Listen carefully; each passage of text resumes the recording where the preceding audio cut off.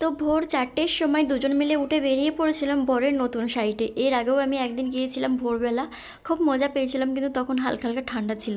তো এখন গরম পড়ে গিয়েছে, কিন্তু এই ভোরবেলাটা না একটু ঠান্ডা লাগে, তার জন্য সোয়েটার পরেই বেরিয়েছিলাম, কারণ গাড়িতে প্রচণ্ড হাওয়া লাগছিল, ঠান্ডাও লাগছিল। তারপর আস্তে আস্তে কিন্তু সকাল হয়ে যাচ্ছে, সেই ভোর ৪টের সময় বেরিয়েছি, বেশ ভালো লাগছিল সকাল সকাল। তারপর এখানে দাঁড়িয়ে একটু চা খেয়ে নিয়েছিলাম।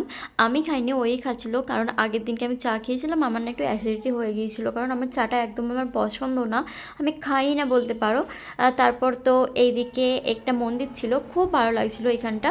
তারপর গাইস যেতে যেতে এই যে এই অসাধারণ দৃশ্যটা দেখে আমার মনটা এত ভালো হয়ে গেছিলো কি বলবো।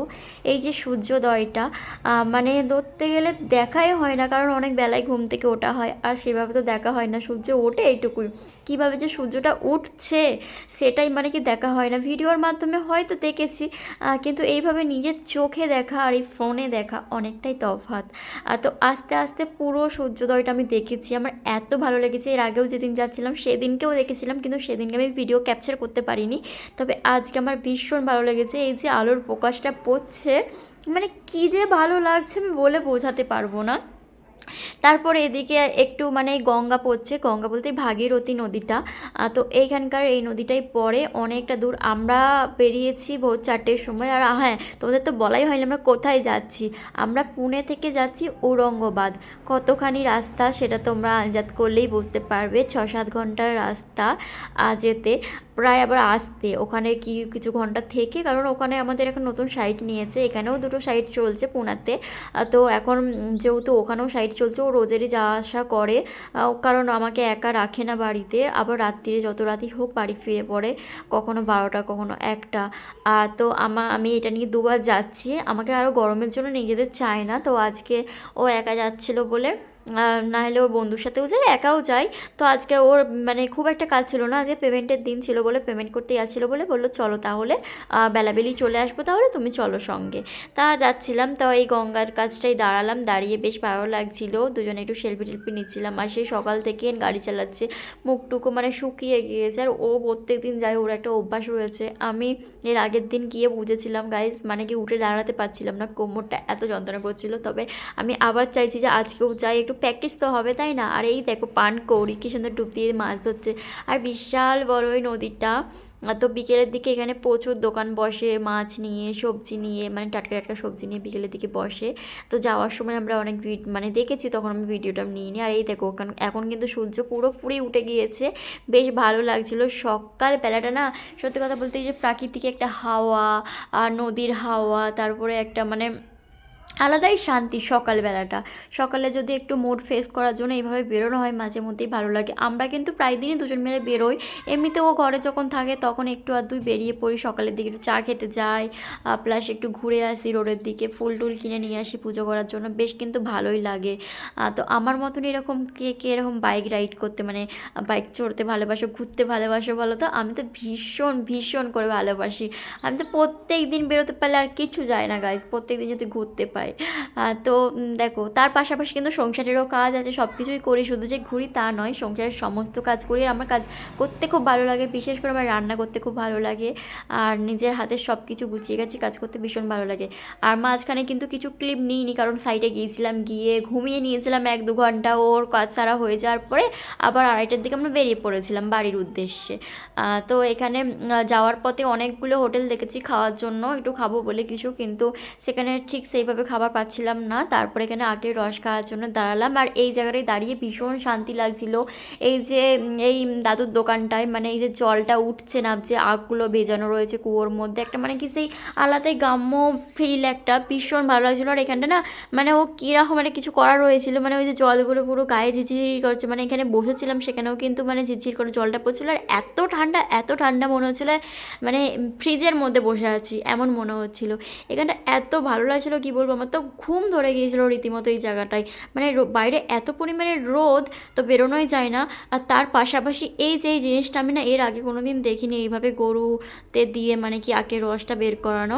বেশিরভাগ মেশিনেই তো দেখেছি, আমাদের থেকে মেশিনগুলোই দেখেছি, এইটা দেখিনি। তবে খারাপও লাগছিলো, কিন্তু এটা একটা আলাদাই মানে সৌন্দর্য। আর এটাই তো ওদের মানে কাজ, মানে এটাই ওদের জীবিকা, এইভাবেই ওদের সংসার চলে। আর এই দাদুর কিন্তু এটা কিন্তু মানে বাড়ি হচ্ছে একটু দূরে, মানে কি এর পিছনেই রয়েছে আখ ক্ষেত। আখ ক্ষেত থেকে কিন্তু আখ মানে বেশি কাটেনি, মানে আখ কাটবে আর বিক্রি করবে, এরকম ব্যাপার আর কি। তো মানে 10-12টার মতন আখ কেটে আর ওরকম কুয়োর মতো, ওই যেখানে জলটা দেখলে তোমরা, ওর মধ্যে ভিজিয়ে রেখে দিয়েছে। তো আবার আখ শেষ হয়ে গেলে মাঠ থেকে কাটবে। এবার ওই আখ বাড়ির পিছনেই দাদুর ঘর, মানে এই ঘরের সাথেই রোডের গায়ে দোকান করেছে, বেশ কিন্তু ভালো। আর সববার এখানে কিন্তু লাইন দিয়ে অনেক দোকান দেখলাম, আর প্রত্যেকটা দোকানে এরকম গরু দিয়েই মানে আখের রস বের করছে।